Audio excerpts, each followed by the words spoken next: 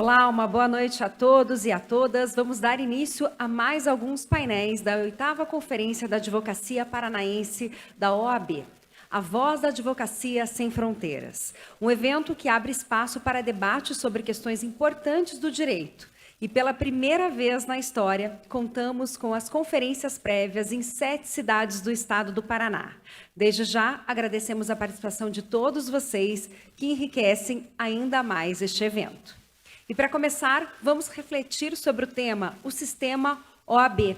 Para mediar este painel, teremos a participação da presidente da Ordem dos Advogados do Brasil, Seção Paraná, Marilena Indira Winter. E para expor sobre o assunto, contamos com os doutores Cássio Teles, José Lúcio Glombe e com a doutora Adriana Dávila. Sejam todos muito bem-vindos.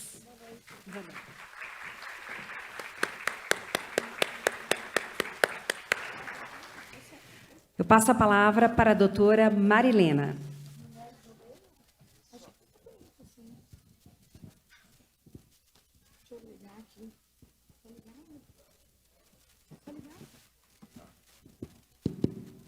Muito boa noite, mais uma vez, a todos e todas, queridos colegas.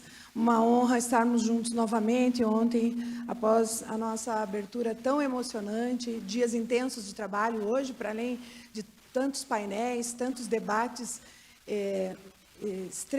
de nível extremamente elevado, muito enriquecedores. Nós também fizemos uma reunião de um colégio de presidentes de subseção aqui, trabalho administrativo, né? Então, essa conferência realmente ela está com várias atividades, com múltiplas atividades. Gostaria de agradecer a presença de todos e todas, mas, principalmente, eu quero agradecer a presença dos ilustres participantes deste diálogo, doutor José Lúcio Glombe, nosso sempre presidente da OAB Paraná, que também é titular da medalha Vieira Neto, mereceu esta honraria do Conselho Pleno da nossa OAB por sua história de lutas pela OAB, pelo direito e também pelo nosso Estado. É um homem que sempre se posicionou de maneira muito firme, sempre representando as boas causas da advocacia paranaense, do doutor José Lúcio Glombe. Muitíssimo obrigada por aceitar este convite e fazer parte deste painel. Também aqui à minha esquerda, a doutora Adriana Dávila, que é advogada, atualmente é a presidente do Tribunal de Ética e Disciplina da OAB Paraná. Para quem ainda não a conhece, ela que está verdadeiramente revolucionando este tribunal, esteve conosco no Colégio de Presidentes de Subseção hoje à tarde, já demonstrou em números o quanto já foi possível realizar nessa gestão, graças à sua liderança, à sua coordenação deste órgão da nossa OAB. E também conosco o nosso queridíssimo Cássio Teles, ele que me deu a imensa honra de ser vice-presidente na sua gestão, nosso sempre presidente, Cássio Teles, atualmente procurador de prerrogativas no Conselho Federal, alguém que tem uma incumbência muito importante, também me parece, né, Cássio, de forma inédita, representando a OAB e as causas da advocacia junto ao CNJ. Este painel já é uma tradição nas nossas conferências da OAB, painel que fala do sistema. Então, eu gostaria de agradecer aos nossos convidados, que foram chamados até sem muita antecedência, porque nós sempre deixamos esse painel reservado para temas que são candentes, urgentes, né? E a exemplo do que o nosso queridíssimo José Lúcio Glombe vai falar nessa noite. Coincidentemente, ele vai explicar um pouco isso. Fatos muito recentes demandaram aí alguma preocupação da parte da advocacia trabalhista. A manifestação do doutor José Lúcio Glombe vai dialogar muito com o painel da Comissão de Direito do Trabalho de amanhã, mas também dialoga com as palestras, os painéis que já tivemos aqui nessa conferência, falando um pouco sobre a atuação do Supremo Tribunal Federal, falando um pouco sobre o papel, né, do Poder Judiciário e ativismo judicial. Sem mais delongas, eu, com muita honra, passo a palavra ao doutor José Lúcio Glombe. Muito boa noite, muito bem-vindo, muito obrigada por estar conosco.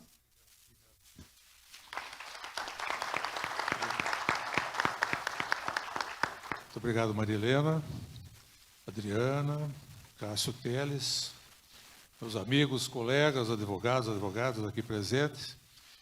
Realmente essa minha participação aqui é uma participação que visa mostrar como nós temos um papel importante como advogados na defesa das nossas principais instituições e do nosso poder judiciário, da questão da segurança jurídica também.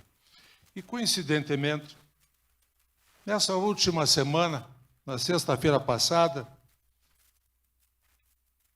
eu recebi em casa a revista Veja, e não sei se vocês leram a revista Veja ou tomaram conhecimento, trazia na coluna Radar as seguintes declarações de um ministro do Supremo Tribunal Federal, que gosta bastante de dar declarações.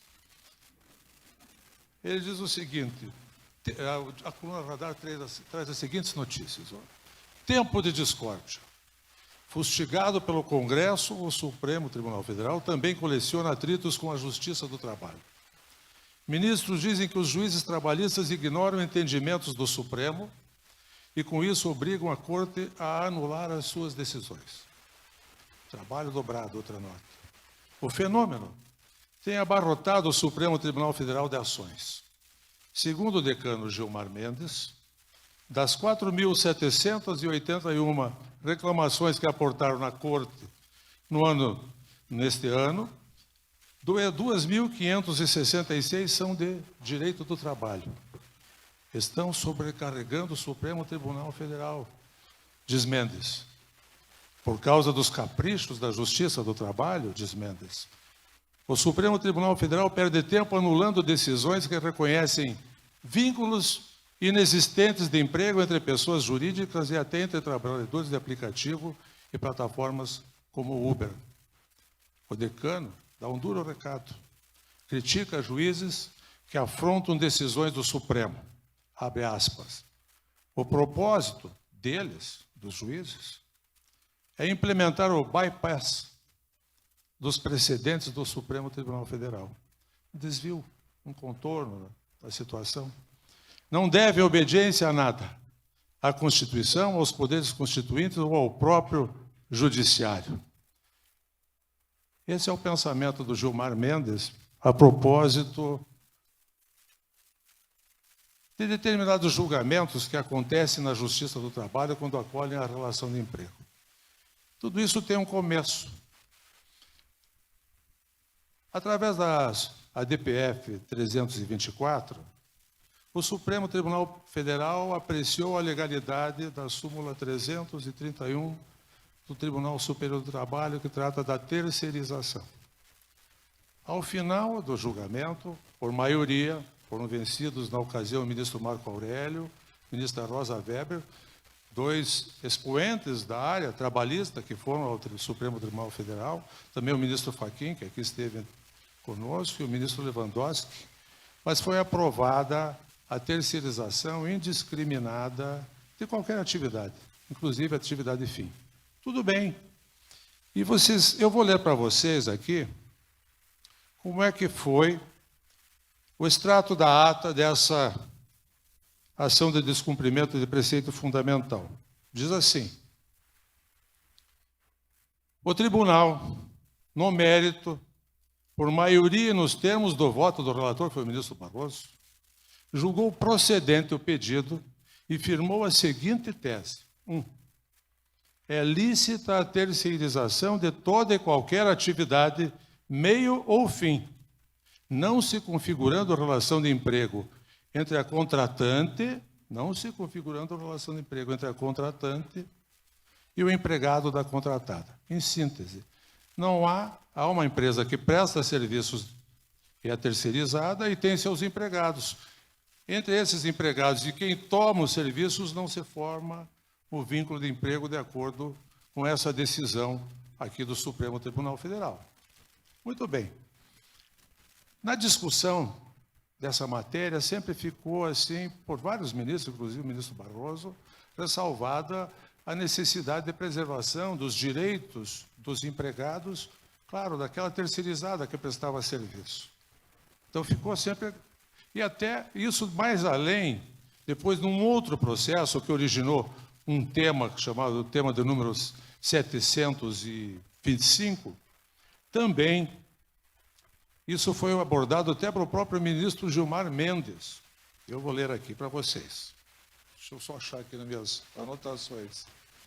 Esse tema do Supremo Tribunal Federal, ele teve um leading case, que é um recurso extraordinário, 95, 82, 52. Eu estou falando isso aqui porque isso tem tudo a ver com o que eu vou falar mais à frente. E ali foi decidido o seguinte: toda a discussão era sobre terceirização. Se ler o voto, foi um voto denso de vários ministros, todos justificando. Gilmar Mendes falou da necessidade da proteção dos direitos trabalhistas, tudo, mas no final levantaram a seguinte tese: é lícita a terceirização ou qualquer outra forma de divisão do trabalho entre pessoas jurídicas distintas, independentemente do objeto social das empresas envolvidas, mantida a responsabilidade subsidiária da empresa contratante. Bom, a partir disso, começaram a aparecer muitas reclamações no Supremo Tribunal Federal, porque os tribunais do trabalho, regionais, as varas do trabalho, vinham confirmando casos de relação de emprego com pessoas jurídicas e o tomador do serviço. Por quê? Porque existe todo um arcabouço, através da CLT, que estabelece quem é empregado, quem é empregador e quais são os casos em que pode acontecer fraude e o que acontece se houver fraude. O artigo 9º da CLT é claríssimo, dizendo que são nulos os atos praticados para fraudar, impedir ou desvirtuar a aplicação dos preceitos contidos na CLT. A CLT é de 1943, esse preceito vem sendo aplicado ao longo de todo esse tempo, sem nenhum problema.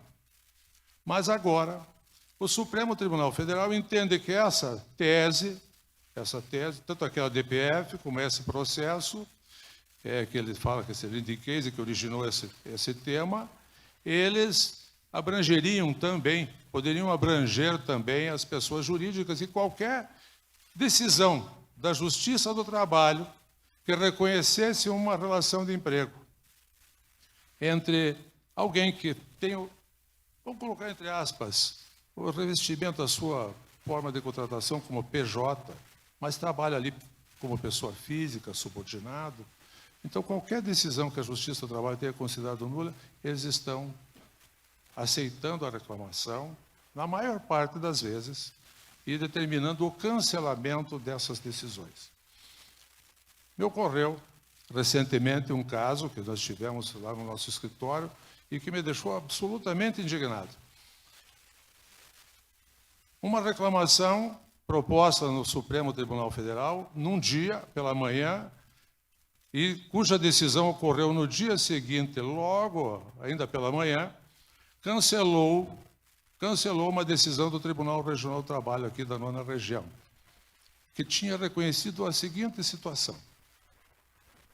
A pessoa prestou serviços 3 anos, revestido como pessoa jurídica, trabalhando lá na empresa, subordinado a uma pessoa lá de dentro da empresa, sujeito à marcação de controle de ponto através de cartão ponto, trabalhando inclusive na madrugada, porque era uma empresa chinesa, e eles tinham que fazer a interlocução, e havia o fuso horário lá na China. O tribunal entendeu que aliás, passados 3 anos nessa situação, a empresa resolveu, não, essa situação é irregular, vamos registrar você no seu carteira de trabalho, vamos anotar a carteira de trabalho como empregado, porque era realmente o que ele era.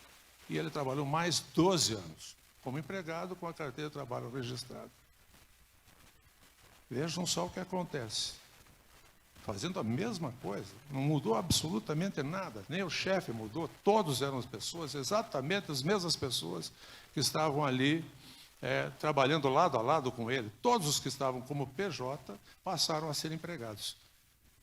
Ajuizada uma reclamação no Supremo Tribunal Federal, sem que sequer fosse dada oportunidade a que o interessado tivesse oportunidade para se manifestar, no dia seguinte houve uma decisão dizendo que aquela decisão do Tribunal Regional do Trabalho, proferida há alguns anos, ela realmente não observava essa jurisprudência do Supremo Tribunal Federal. Daí nós extraímos as seguintes situações. Primeiro, a jurisprudência do Supremo Tribunal Federal é sobre terceirização e não se aplica a esse caso. Segundo lugar, para o Supremo Tribunal Federal examinar este caso, ele deveria examinar a matéria de fato, as provas que foram produzidas e que na Justiça do Trabalho mostravam que aquela pessoa efetivamente era um empregado, com todos os termos preenchidos de acordo com o artigo 3º da CLT. Uma terceira questão, não foi dada oportunidade sequer de defesa, de ampla defesa, não dando-se conhecimento à parte interessada, que poderia ter esclarecido isso. Poderia ter esclarecido ainda que havia um recurso pendente no Tribunal Superior do Trabalho sobre essa matéria, e diz o Código de Processo Civil que, havendo efetivamente ainda nas instâncias antes do Supremo Tribunal Federal, ainda a pendência de julgamento, não caberia reclamação. Com a pressa toda, de 24 horas, eu não entendi porquê, foi desconstituída completamente a decisão do Tribunal Regional do Trabalho. Como é que nós tomamos conhecimento disso? Quando o processo baixou, houve uma publicação. Uma publicação, apareceram os nomes dos advogados, e efetivamente, quando apareceu o nosso nome, nós acabamos vendo o que estava acontecendo e apresentamos embargos de declaração, até hoje ainda não julgados. Analisem bem. A Constituição garante contraditória e ampla defesa. O Supremo Tribunal Federal tem no seu regimento interno a possibilidade do relator proferir o seu julgamento de pronto, desde que ele considere que não há nenhuma controvérsia na matéria. Isso, no meu modo de entender, mostra que até esse artigo do Supremo Tribunal Federal é um artigo que padece de inconstitucionalidade. Tudo isso deve ser muito bem apreciado. E o que nós vemos que o Supremo Tribunal Federal está pretendendo? Com essas declarações aqui, inclusive com ameaças desse ministro, de levar os casos daqueles juízes que têm observado a legislação trabalhista, caso a caso, levá-los a ser submetidos a um processo no Conselho Nacional de Justiça, e dizendo que a Justiça do Trabalho não pode decretar de forma alguma, através do artigo 9º da CLT, a fraude que possa existir dentro de uma contratação, como nós mostramos aqui. Isso, no meu modo de entender, levará claramente ao fim da própria Justiça do Trabalho. Nós teremos, se aceita essa ponderação que é feita por esse ministro e alguns outros, nós podemos dizer que não haverá mais nenhuma proteção para nenhuma relação, e não haverá também por que existir mais o empregado e o empregador. Nós não teremos mais, já temos casos de empregada doméstica PJ. Nós vamos ter o servente de pedreiro PJ, vamos ter todas as pessoas que, sendo pessoa jurídica, não haverá mais necessidade de ter essa relação empregado-empregador, com os direitos de 13º, férias, fundo de garantia, nada disso será mais devido se prosseguir esse entendimento absolutamente errado do Supremo Tribunal Federal.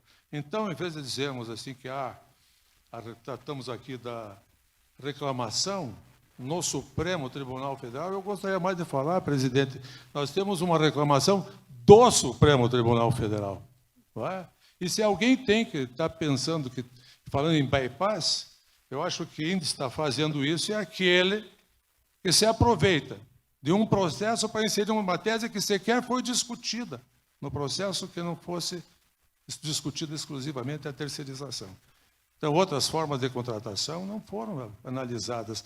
Não há, como se diz assim, no linguajar lá no Supremo Tribunal Federal, aderência do caso concreto àquela tese do Supremo Tribunal Federal. Eu espero, presidente, que realmente nós, advogados, levantemos a nossa voz, a nossa ordem dos advogados, se manifeste firmemente na defesa da segurança jurídica, porque nós não temos mais segurança jurídica alguma com as decisões do Supremo Tribunal Federal.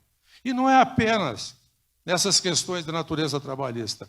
Recentemente tivemos uma decisão do ministro Dias Toffoli, até objeto de uma nota da OAB do Paraná, onde ele, monocraticamente, aliás, cada ministro, monocraticamente, pode decidir o futuro do país. Então, esse ministro, monocraticamente, tomou decisões assim que vocês conhecem, sobre a Lava Jato, sobre delações, sobre outros casos, que são realmente decisões que, no mínimo, deveriam ter sido submetidas ao plenário do Supremo Tribunal Federal. Essa é a minha exposição, muito breve, presidente. Quem sabe futura ministra também, para ajeitar as coisas lá por cima. Tá. E que eu digo que tive que fazer essa exposição aqui, baseada nesses últimos acontecimentos, que é, se nós ficarmos quietos, nós, advogados trabalhistas, eu sou há 45 anos, advogados trabalhistas. Salamone era meu colega das audiências aí, Salamone, mas você não tem 45 anos de profissão. Então, 45, nunca vi algo sequer parecido. E também não há justificativa legal para o que está acontecendo. Se é para acabar a justiça do trabalho, que nem o Congresso acabou, através da via legítima e legal, se quisesse discutir o assunto, não deve ser através do Supremo Tribunal Federal que nós venhamos a permitir isso. Muito obrigado, presidente.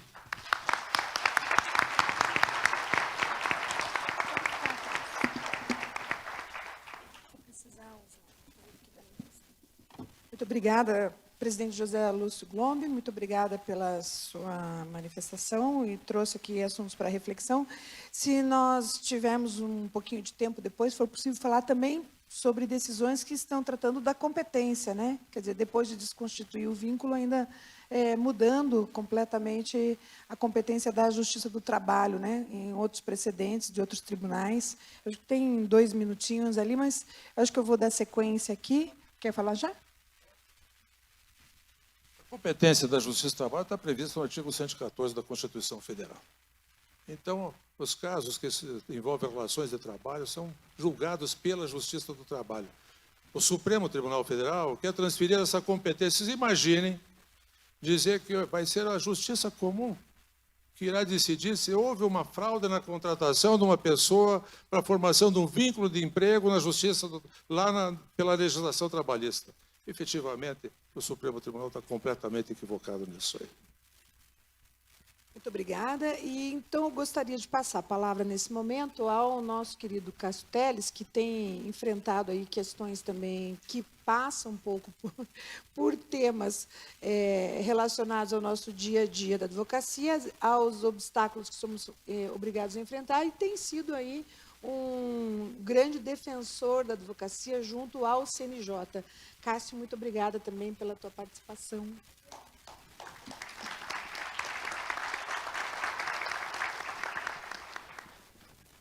Uma boa noite, senhoras e senhores, meus colegas, minhas colegas. Boa noite, nossa presidente da Ordem dos Advogados do Brasil, Seccional do Paraná, Marilena Indira Winter. Quero cumprimentá-la pela magnífica conferência que está sendo realizada. Eu, como presidente da nossa instituição, no período da pandemia, quero dizer que talvez seja uma das pessoas mais felizes hoje em estar participando desse evento, porque ele simboliza realmente o nosso reencontro. Eu acho que as palestras estão realmente excelentes, mas eu tenho percebido assim como todos estão alegres em se abraçarem, em se cumprimentarem pessoalmente. Eu acho que é um marco mesmo essa conferência que traz de volta a nossa convivência. E nós, advogados e advogadas, estamos muito carentes disso.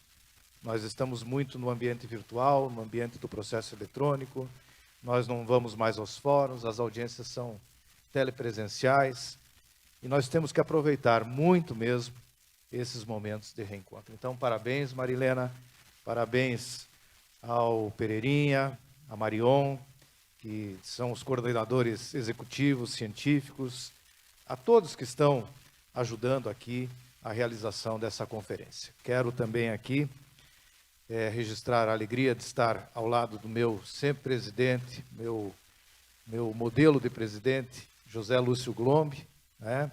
E estar aqui nesse auditório também junto com o meu outro modelo de presidente, que é o Juliano Breda, que muito me ensinou também. Eu só pude ser presidente porque passei pela vice-presidência sob a batuta do Juliano, né? Então, é uma honra muito grande estar aqui com os dois.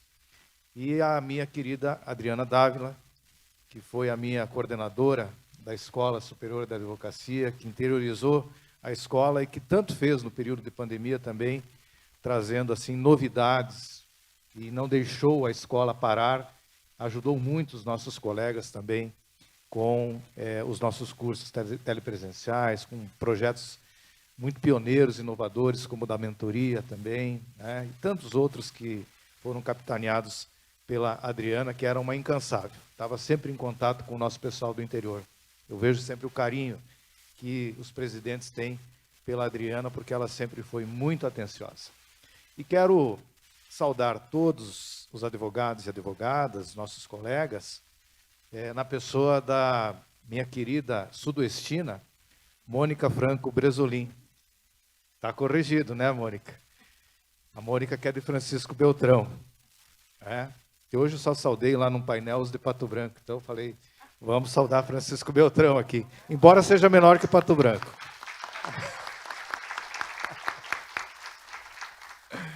Mas quero dizer que eu e a Mônica hoje viemos no mesmo veículo para cá, né, Mônica? E a gente estava aqui discutindo, vou fazer um breve parênteses aqui, nós estávamos discutindo sobre o poder, né, e sobre a influência de União da Vitória no poder atualmente, né? E está a prova aqui, né? Tem 2 pessoas de União da Vitória aqui na mesa, 50% é de União da Vitória, o presidente do Tribunal de Justiça é de União da Vitória, o presidente do Tribunal Regional Federal é de União da Vitória, e o Glombe agora lançou a Marilena para ministra de União da Vitória. Ela vai chegar lá. Também o futuro presidente do TRT é de União da Vitória. Falaram hoje que o Juliano é de União da Vitória também. Parece que sou. É verdade. É a República de União da Vitória agora. Também a primeira-dama também é de União da Vitória. Bom, gente, eu vou falar muito rapidamente aqui para vocês sobre algo que também estou passando nesse momento, vivendo nesse momento de atividades na nossa instituição, né? Eu fiz uma opção de retornar para minha casa, mas a gente nunca deixa de lado, né, as atividades, a gente sempre gosta de estar contribuindo, e eu acabei, num determinado momento, enquanto eu era presidente ainda aqui da seccional, sugerindo que o Conselho Federal passasse a atuar com uma procuradoria no Conselho Nacional de Justiça que pudesse acompanhar de perto todas as questões que são resolvidas lá no Conselho Nacional de Justiça e que interferem na vida da advocacia. Vocês sabem que nós temos 2 conselheiros no Conselho Nacional de Justiça que são indicados pela nossa instituição. Nós temos também assento na bancada que preside o Conselho Nacional de Justiça com um representante, porém, na parte talvez mais importante, que é aquela que nos toca, que é o uso da tribuna, nós não tínhamos nenhum tipo de representação.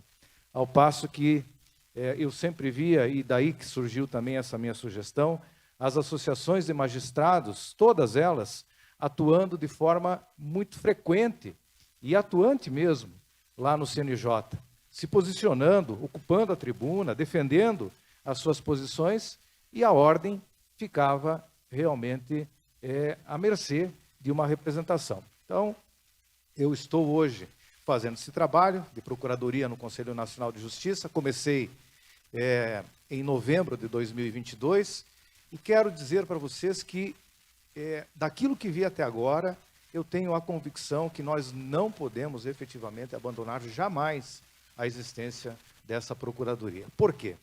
Primeiramente, porque quando cheguei lá, pedi ao Conselho Federal um levantamento de todos os casos que haviam no CNJ envolvendo interesses da advocacia. E, pasmem, nós não tínhamos esse levantamento. Nós só tínhamos exclusivamente as demandas que envolviam o Conselho Federal. Não sabíamos os pedidos feitos pelas seccionais, os pedidos feitos pelas subseções. O CNJ ele é muito aberto nessa questão de legitimidade.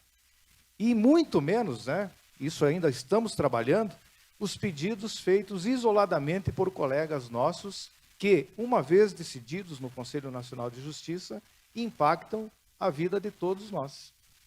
Então, nós começamos a fazer um trabalho de levantamento de todas essas demandas. Hoje nós já temos tudo que existe protocolado por subseção, tudo que existe protocolado por seccional, tudo que existe protocolado pelo Conselho Federal. E em relação à advocacia, nós temos que fazer a cada 15 dias um monitoramento em todas as distribuições para ver se aparece alguma coisa que está sendo requerida por algum advogado. Por exemplo, há 15 dias atrás, nós detectamos que um colega nosso requereu que o CNJ regulamente o pagamento de alvarás por PIX e o pagamento de custas também por PIX. Isso é um assunto de interesse de todos nós. Não é apenas um advogado brasileiro que vai ser afetado. Imediatamente, nós pedimos o ingresso nesse pedido de providências para também defender o posicionamento da advocacia brasileira nesse tema e vamos acompanhar isso de perto, estaremos acompanhando lá na tribuna também. Mas eu queria apenas aqui registrar que de novembro para cá, eu venho acompanhando as sessões no CNJ são presenciais a cada 15 dias e telepresenciais também em plenário virtual, telepresenciais não, em plenário virtual também de 15 em 15 dias. Então temos uma sessão na primeira quinzena presencial, a próxima virtual, a próxima presencial, a próxima virtual. 4 sessões por mês. E de novembro para cá, eu pude acompanhar, e isso eu vejo assim que efetivamente mostra como é importante o CNJ. Eu primeiramente pude acompanhar a edição da Resolução 481/2022, que alterou a Resolução 354/2020, que é aquela resolução que fala da realização das audiências telepresenciais. Esse é o grande problema que nós enfrentamos hoje em relação a alguns magistrados que entendem que a escolha pela audiência telepresencial ou pela audiência presencial é deles. E se nós lermos claramente o que está dito na Resolução 354/2020, no artigo 3º, lá está dito que as audiências só poderão ser realizadas na forma telepresencial a pedido da parte. A pedido da parte.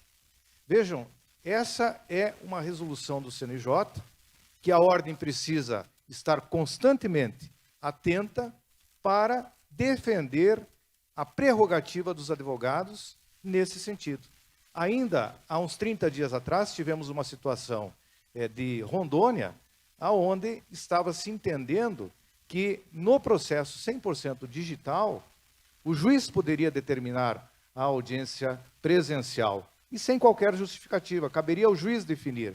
E um conselheiro que é representante da ordem, Marcelo Terto, deu uma decisão, uma liminar, suspendendo o ato do Tribunal de Rondônia, dizendo que a escolha pela audiência telepresencial já está prevista na resolução do processo 100% digital.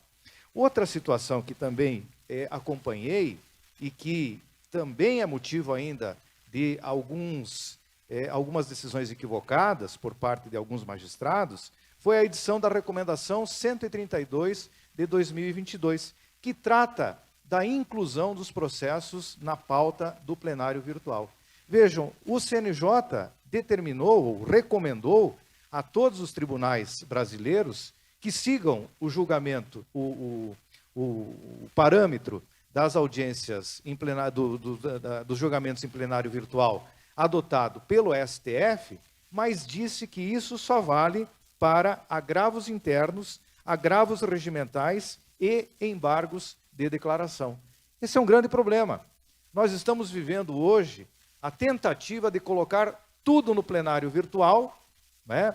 E quando o advogado pede para retirar do plenário virtual, segundo alguns magistrados, ficaria a critério do magistrado retirar ou não do plenário virtual. E quando não retiram, dizem, vocês podem fazer, o advogado pode fazer a sustentação oral na forma gravada. Essa é uma cruzada que todos nós, advogados e advogadas, temos que enfrentar com muita força, com muita veemência. Nós não podemos aceitar de maneira alguma que as sustentações orais, que são a forma de nós nos expressarmos perante os órgãos colegiados, elas não sejam realizadas em tempo real. Elas, em regra, têm que ser realizadas em tempo real. E essa é, como eu disse, uma das batalhas que nós temos que atuar de forma muito incisiva, de forma intransigente. Nós estamos vendo, lamentavelmente, no Supremo Tribunal Federal, os julgamentos sendo feitos em instância única e em plenário virtual. A ordem, eu quero aqui dizer que o Paraná, ele é defensor desde o primeiro momento dessa posição. O presidente Marilena, em todos os conclaves, em todos os encontros, sempre se posicionou desta forma. Nós não podemos aceitar que liberdade de cidadãos sejam julgadas, analisadas em instância única e ainda no plenário virtual com a justificativa de que o direito de o advogado sustentar está assegurado mediante uma sustentação oral gravada. É inadmissível, é inadmissível. E eu diria que esse é hoje um grande desafio, presidente Glombi, porque eu vejo alguns tribunais, nós tivemos já 2 tribunais aqui na federação, que editaram normas internas, colocando tudo no plenário virtual e dizendo que somente o relator é que poderá, se entender, após a provocação pelo advogado, retirar ou não do plenário virtual. Imaginem recursos de apelação sendo colocados em plenário virtual dessa maneira.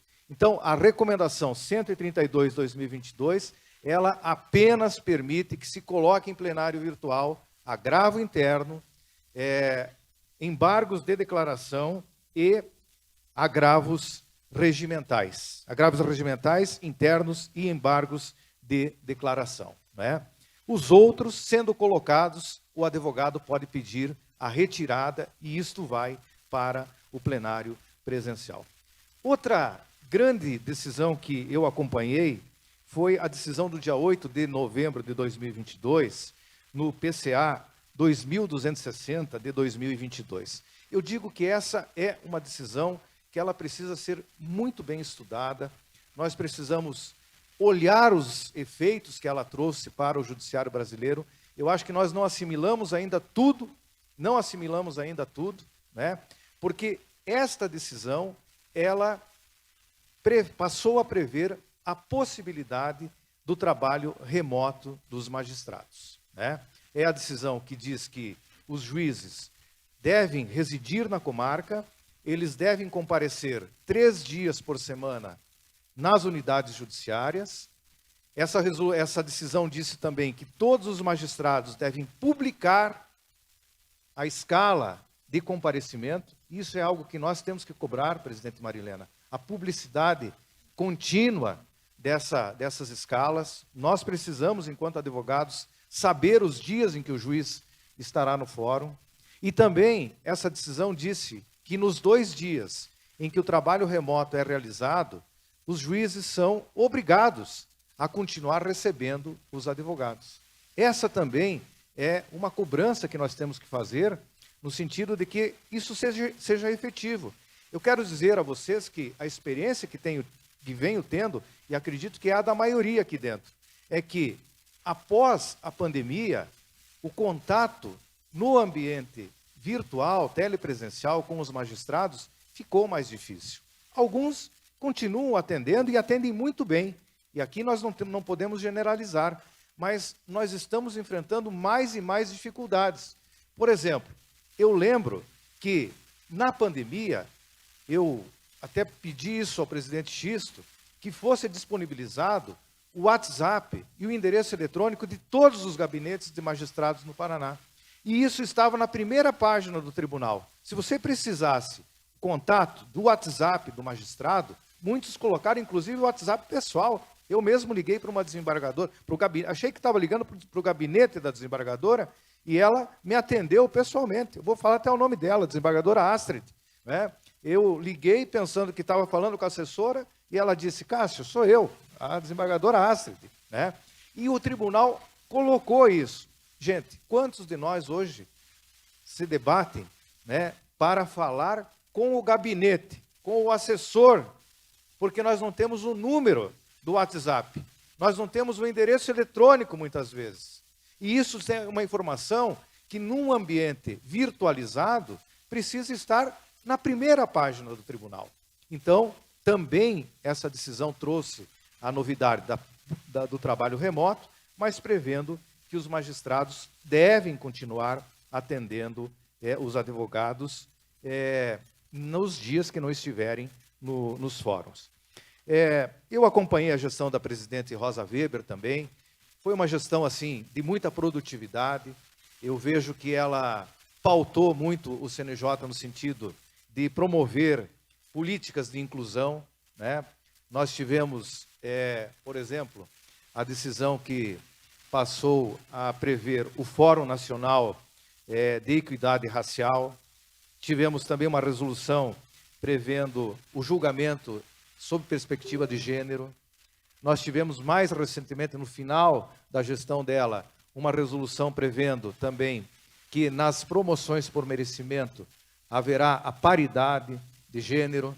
Nós tínhamos uma resolução que infelizmente não foi aprovada, eu torci muito e trabalhei para que ela fosse aprovada, mas saiu e foi para um grupo de trabalho que era da transparência dos magistrados que eventualmente vão proferir palestras a convite de bancos, seguradoras, né, empresas que realmente estão tentando ali cooptar o magistrado com a sua decisão. Já vou terminar, presidente Marilena, vou pedir só mais uns 2 minutinhos. Enfim, a presidente Rosa Weber foi uma presidente que trouxe novas diretrizes para o Poder Judiciário. E agora, me encaminhando para o final, eu quero dizer o seguinte: primeiramente, nós estamos trabalhando no CNJ uma resolução, já está minutada, o grupo de trabalho já entregou ao ministro Salomão, que aprovou o texto para que nós disciplinemos a questão da expedição dos alvarás, prevendo que as nossas procurações serão respeitadas, que não se pode generalizar, de forma genérica, exigir renovação de procuração dos advogados, enfim, respeitando reconhecimento de firma, enfim, respeitando o mandato que nos é outorgado. Esse texto já está finalizado e deve, nos próximos meses, ser aprovado aí no Conselho Nacional de Justiça. Quero dizer para vocês também, hoje o Neto falou lá no talk show, lá no, né, que o OAB Talk, né, que o ministro Barroso, no seu discurso de abertura da sessão do Conselho Nacional de Justiça, disse que encomendou, né, 3 programas à Microsoft e à Amazon, né, um para fazer resumo de todas as petições, inicial, contestação, recurso, a fim de facilitar a vida do magistrado, um outro que seria uma inteligência artificial jurídica, condensando todas as jurisprudências dos tribunais, para também auxiliar o magistrado nas suas decisões, e um terceiro, que seria uma máscara única, né, a interoperabilidade, para que nós, advogados, possamos acessar todos os sistemas de processo eletrônico por um mesmo caminho, por um único caminho, né? É o balcão, o escritório digital, né, que ainda não funciona, mas que deverá funcionar, sim, na gestão do ministro Barroso. E ele está empenhado mesmo em fazer essas melhorias. E duas outras coisas que o ministro Barroso disse, que ele vai também lutar para reduzir o volume das execuções fiscais no Poder Judiciário e que vai atuar também nas demandas de massa. Gente, isso é algo que nós estaremos acompanhando de perto. Inteligência artificial é bem-vinda, mas ela não pode ser a substituição do juiz humano. Nós queremos saber, inclusive, como é que esses algoritmos vão funcionar, como os filtros recursais dos tribunais superiores estão atuando. Nós queremos participar efetivamente da elaboração disso. Se a Amazon, se a Microsoft vão trazer esses sistemas ao CNJ, nós queremos saber como é que eles foram desenvolvidos e queremos poder opinar também. Então, a Ordem vai já encaminhar ao ministro Luiz Roberto Barroso um pedido para acompanhar, pelo menos como ouvinte, essa proposta de uso da inteligência artificial. E, finalmente, aqui, presidente, termino mesmo, quero dizer para vocês que nos outros dois assuntos também nós estamos muito atentos. Especialmente, quero dizer para vocês, porque está se criando uma tese chamada litigância predatória, que nós temos que ter muito cuidado com isso. Antigamente, essa litigância predatória era vista pelo lado dos grandes litigantes, aqueles que apostavam no Poder Judiciário para fazer as suas economias, apostando que a maioria dos prejudicados não reclamaria perante o Poder Judiciário. Antigamente era isto que se entendia por litigância predatória. Hoje, o foco está na advocacia. Há muitos discursos dizendo que há muitas demandas. De fato, a nós, enquanto OAB, cabe combater os maus profissionais. Aqueles que captam clientes, aqueles que falsificam procurações, aqueles que ajuizam demandas sem ao menos a pessoa saber do que se trata. Nós não queremos uma advocacia desse jeito, mas nós não podemos aceitar de maneira nenhuma que mais e mais os juízes comecem ou inventem situações de exigências absurdas para juntar de documentos, certidões e tantas outras formalidades que não estão previstas no Código de Processo Civil para o acesso ao Poder Judiciário. Então, esse tema de litigância de massa, ele tem que ser analisado com cuidado, no sentido de não prejudicar a sociedade e de não prejudicar também o livre exercício da advocacia. Eram essas as informações que eu gostaria de trazer. Presidente Marilena, agradeço mais uma vez o convite que me foi feito.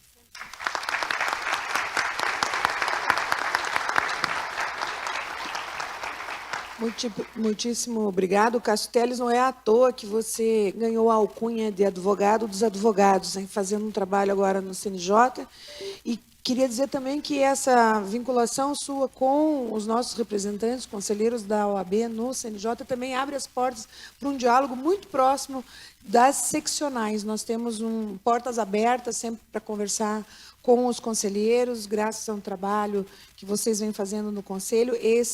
Teríamos muito para comentar aqui, o paralelo com o que acontece aqui na seccional também, alguns protocolos que já fizemos, especialmente no Tribunal de Justiça.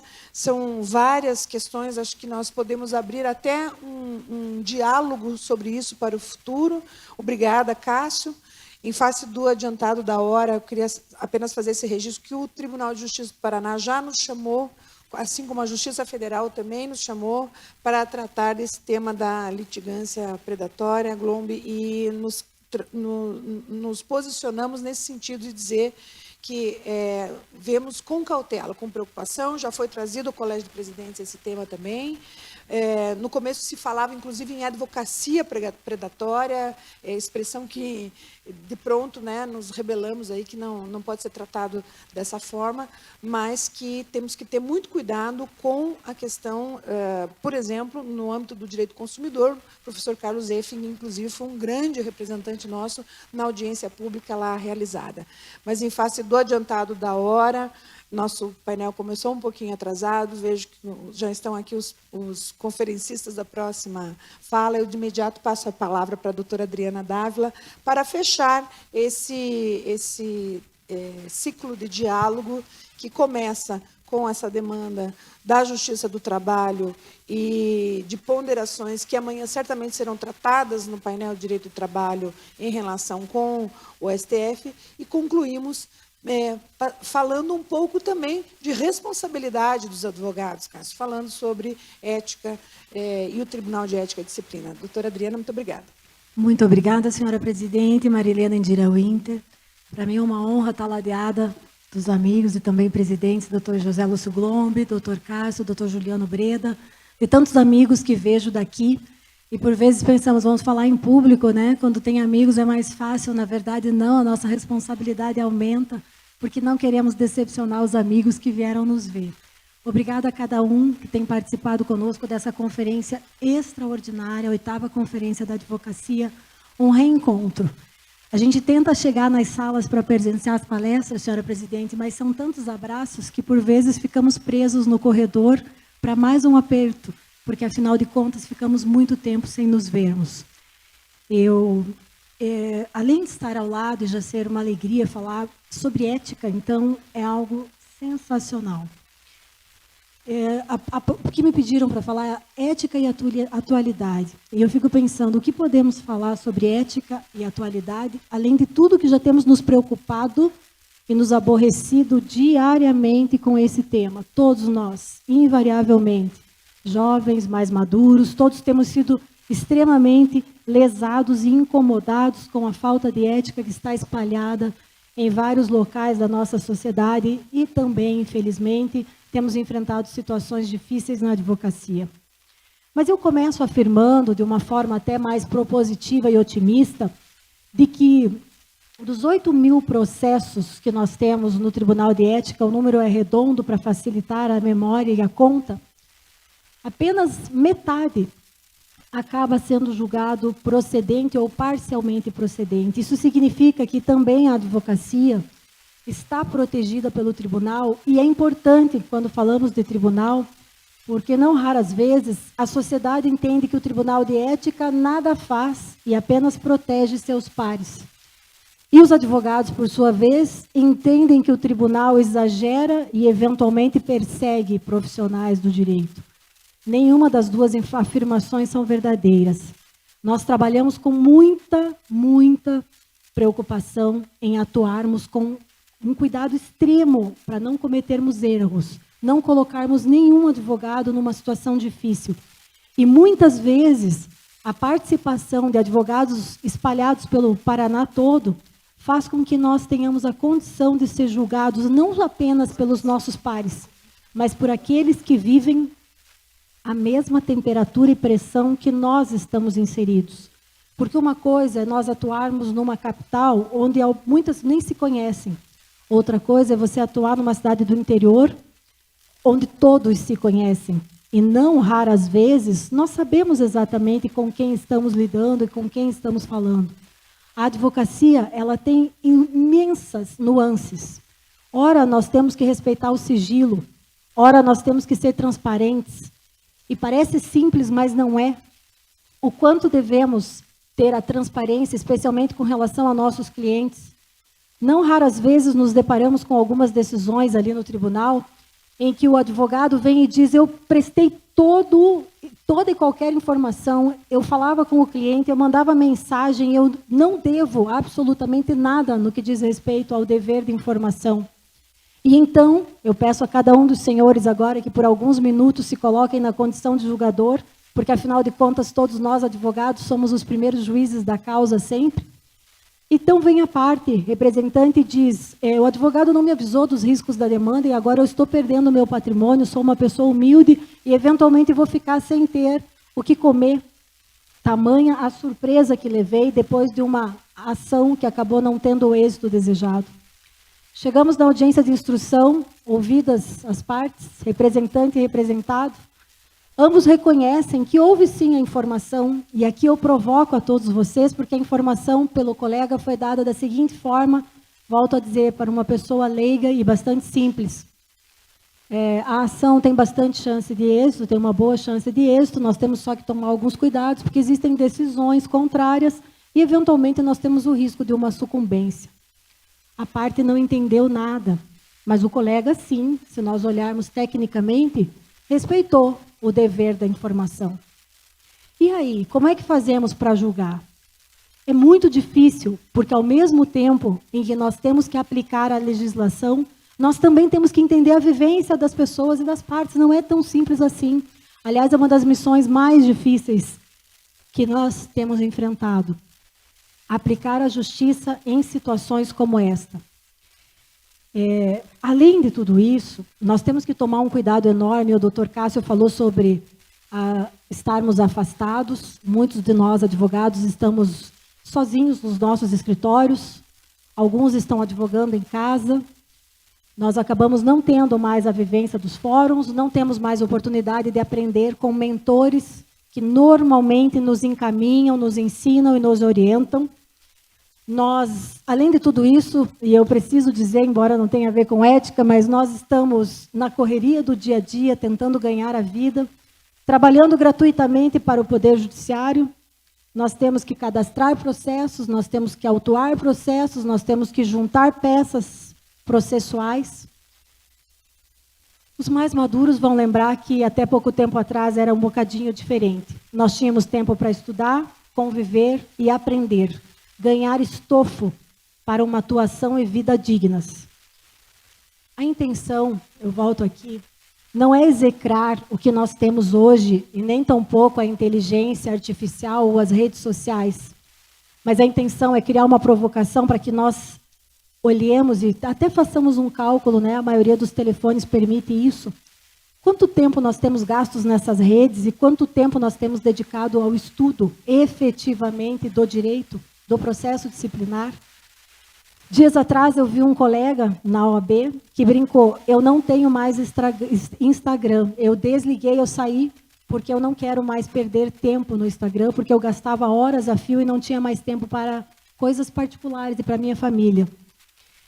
Então, na verdade, volto a dizer, a ideia não é execrar, mas vamos usar a tecnologia, as redes sociais, a nossa forma de comunicação moderna a nosso favor para que nos tornemos ainda melhores. Nós temos aprendido, olhando os processos no tribunal, que tem dois fatores que estão intimamente relacionados com a prática de infrações éticas e disciplinares. E, eventualmente, os senhores vão estranhar. Mas o primeiro deles é a pressa. Mas como assim a pressa, Adriana? O que a pressa tem a ver com infração ética ou disciplinar?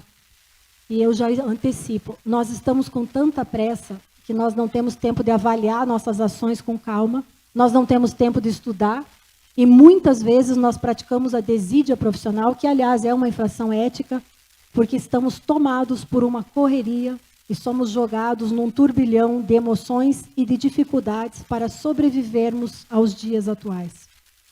Eu falei, o que tem a ver, mais uma vez, pressa? Eu vou dizer, nós temos alguns estudos que falam sobre ética e moral, e um dos estudos que foi realizado é no sentido de que as pessoas foram provocadas a ajudar alguém na rua. Depois de vários testes e perguntados, 65% dos entrevistados que não ajudaram o próximo responderam que não o fizeram porque estavam com pressa. Não são pessoas más, mas foram jogadas em alguma situação. A outra situação que tem afetado de um modo absurdo, especialmente os mais jovens, sem o apoio, sem mentor, é a ansiedade. Eu quero ganhar dinheiro hoje, eu quero ter sucesso agora. E a história todos já podem imaginar. Do mesmo modo que ocorre com a pressa e a ansiedade, eu teria até os dois estão interligados, os colegas acabam copiando modos de ação, modos de agir, especialmente publicidade, achando que vão alcançar o sucesso rápido por conta de comunicações que não são verdadeiras e que não levam ninguém ao sucesso. Aí acabam enveredando pela captação irregular de clientela, falta de prestação de contas. E, por favor, eu não estou dizendo aqui que a pressa e a ansiedade seriam justificativas para qualquer infração ética ou disciplinar, em absoluto. Eu só estou dizendo que muitas vezes nós estamos nos deparando com isso no dia a dia da nossa atividade profissional e na escuta dos jovens profissionais. Hoje é um momento que nós precisamos avaliar a sociedade como um todo, e tem sido dito com uma certa frequência, falamos muito sobre ESG, né? Responsabilidade ambiental, social e governança. A ética é para a advocacia como o meio ambiente é para o planeta Terra. A ética é para a advocacia o oxigênio, sem o qual não há sustentabilidade. Exemplos da insustentabilidade da nossa profissão sem ética foram citados há pouco pelo Dr. Cássio. A OAB, não raras vezes, está lutando para que nós possamos ter acesso a processos, e como a doutora Marilena disse há pouco, nós fomos convidados ao Tribunal de Justiça, e também soubemos no meio do caminho que, por exemplo, o Tribunal Regional do Trabalho já está limitando o acesso a cada profissional de 20 cópias por dia. Ou seja, se você quiser fazer a 21, não será possível porque vai haver uma trava no sistema. A trava no sistema tem que objetivo evitar que robôs entrem, baixem um número excessivo de processos e que deixem os dados das partes abertos para eventuais malfeitores, estejam eles na advocacia ou não. O mesmo ocorre com a Justiça Federal e, salvo engano, se não lutarmos e não criarmos logo uma forma de um convênio, daqui a pouco o Tribunal de Justiça também vai limitar os nossos acessos para evitar robô. O que isso significa e o que isso tem a ver com a sustentabilidade da nossa profissão? Tem a ver porque mesmo que vocês, eu, Dr. Cássio, Dr. José Lúcio, nunca tenhamos e jamais vamos tomar todo o cuidado da face da terra para não praticarmos uma única e pequenina infração, seja ela ética ou disciplinar, nós estaremos limitados aos mesmos 20 processos por dia no Tribunal Regional do Trabalho, nós estaremos limitados no Tribunal de Justiça do Estado do Paraná, nós teremos que enfrentar, juntamente com aqueles que nos colocaram nessa situação, as dificuldades que trazem sérios prejuízos à defesa dos nossos clientes e às nossas prerrogativas profissionais. Além disso, e aqui eu faço uma pergunta, quem nunca recebeu uma mensagem jocosa sobre uma publicidade veiculada numa rede social e que nós ficamos vermelhos pela vergonha alheia?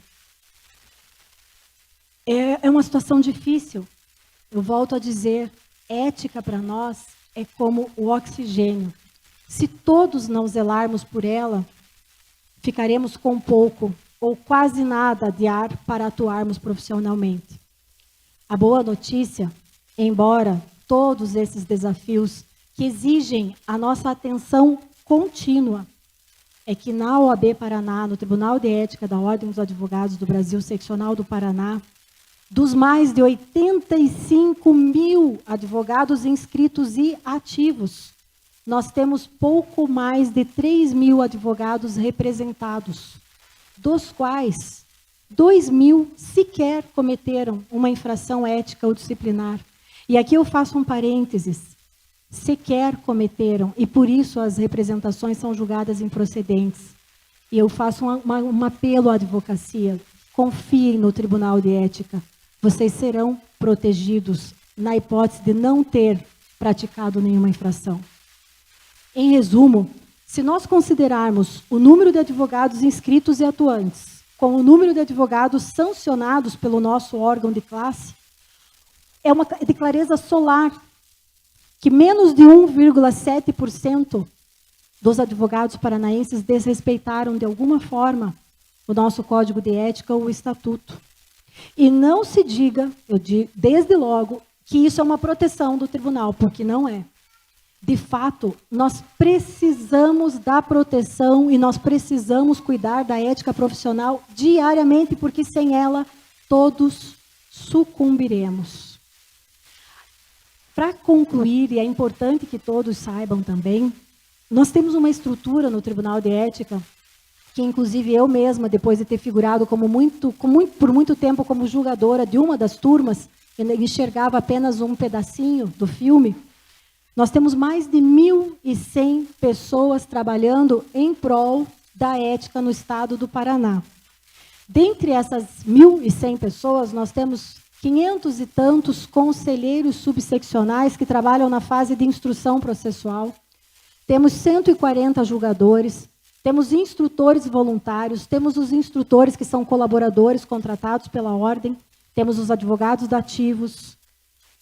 E aqui eu faço também questão de registrar dessas 1.100 pessoas voluntárias, apenas 30 são colaboradores da ordem, os demais praticam uma atividade voluntária, missionária e extremamente relevante para a sociedade paranaense e brasileira. Eu, antes de concluir, quero deixar o meu agradecimento a cada um desses voluntários, porque só quem é voluntário e faz parte do sistema de ordem sabe o quanto abdicamos para minimamente entregar algo para nós mesmos, enquanto profissionais do direito, e para a sociedade na qual nós vivemos. Então, recebam, meus estimados colegas voluntários, publicamente, o agradecimento de todos nós. E finalizo agradecendo a atenção de todos e relembrando, porque por acaso, e eu não acredito em acasos, chegou na minha caixa de mensagens, porque eu ainda não saí do Instagram, mas pretendo fazê-lo, uma lembrança e uma frase de Guimarães Rosa que me parece tem tudo a ver com o momento que estamos enfrentando. O correr da vida embrulha tudo. A vida é assim, esquenta, esfria, aperta e daí afrouxa, sossega e depois desinquieta. O que ela quer de nós é coragem. Muito obrigada.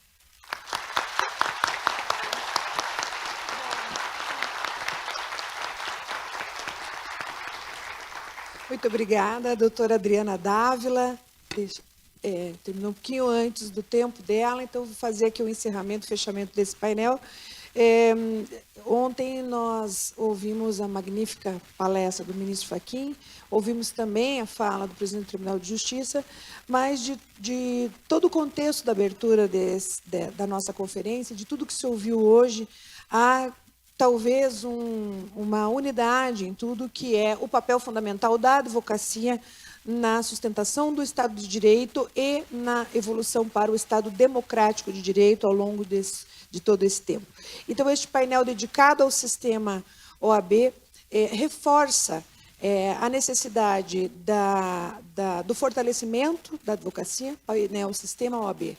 Começamos falando sobre segurança jurídica e sobre o necessário debate sobre esse tema, que eu dizia para o Dr. Glombe que ele começa com a exposição de uma ideia muito bem fundamentada hoje, que tenho certeza amanhã os advogados trabalhistas que aqui se encontram devem também prosseguir neste debate, né, ouvindo também as posições dos demais advogados.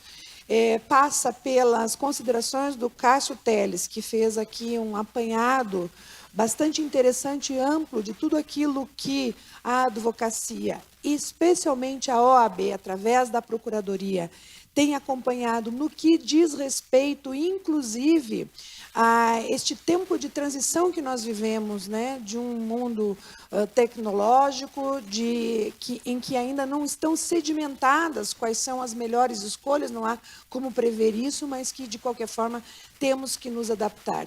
E a doutora Adriana Dávila trazendo essa questão do Tribunal de Ética, também com um olhar no sentido de assegurar que nós estamos sempre vigilantes no que diz respeito ao sancionamento daqueles que realmente se desviam, que são a minoria, a grande maioria da advocacia é ética, se pauta por princípios que são verdadeiramente condizentes com o artigo 133 da Constituição Federal, trazida pelo Dr. Rodrigo. Então, fechamos esse ciclo para dizer e reafirmar aquilo que dissemos ontem, é permanente a vigília para a manutenção das prerrogativas e para a manutenção da preservação do status da advocacia como sustentáculo do Estado de Direito e do Estado Democrático de Direito. Muito obrigada pela atenção de todos. Declaro encerrado, então, este painel.